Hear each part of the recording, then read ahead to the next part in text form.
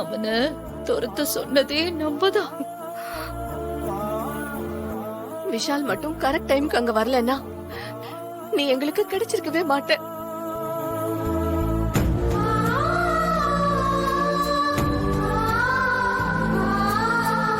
நீ எங்களுக்கு கிடைச்சதுக்கு இன்னொரு காரணம்னா அது இசைதான், விஷாலோட வைஃப். அவதான் உன்னை கண்டுபிடிக்கிறதுல இருந்து உன்னை வீட்டுக்கு நல்லபடியா கொண்டு வந்து சேர்க்கிற வரைக்கும் எல்லா உதவியும் பண்ணிருக்கா. ரொம்ப நன்றி இசை. உங்களாலதான் என் ஃபேமிலி எனக்கு திரும்ப கிடைச்சிருக்கு.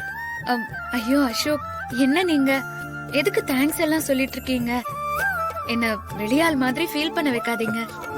ஆமால, இனிமே நான் சொல்லல, பட் இப்ப மட்டும் சொல்லிக்கிறேன், ஓகேவா?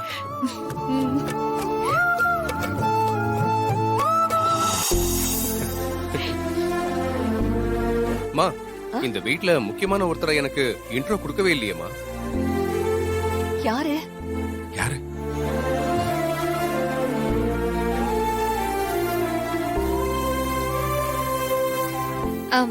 என்ன அசோக், பல்லவிய சொல்றீங்களா?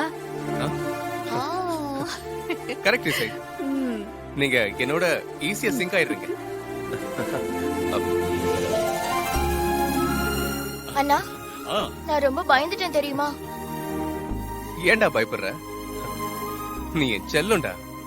ஆமா, உனக்கு ஐஸ்கிரீம்னா ரொம்ப பிடிக்கும்ல? ஆமா, உங்களுக்கு எப்படி தெரியும்? அண்ணனுக்கு தெரியாதா? எனக்கு தெரியும். எனக்கு கண்ணு மட்டும் தெரியட்டும், இந்த சிட்டில இருக்க எல்லா ஐஸ்கிரீம் கடையில இருந்தும் உனக்கு ஐஸ்கிரீம் வாங்கி தரேன், ஓகேவா? சரிங்கண்ணா. அப்புறம் அசோக், இது வர்ஷினி, இசையோட தங்கச்சி. ஹாய். வணக்கம். வர்ஷினியோட பக்கத்துல இருக்காங்களே, அவங்கதான் அவளோட அம்மா. பேரு ருக்மணி, என்னோட சம்பந்தி. வணக்கம். வணக்கம். ஏ ஸ்ரீஜா, சிந்தாமணி, என்ன அங்கேயே நின்னுட்டு இருக்கீங்க? வாங்க இங்க.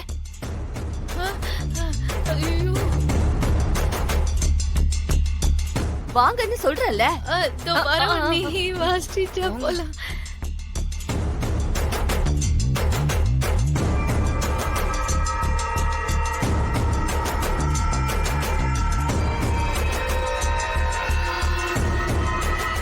அங்கேயே நின்னா எப்படி? பக்கத்துல வாங்க. வாங்க சிந்தாமணி, ரெண்டு பேரும் வாங்க. சரி, வாசிச்சா.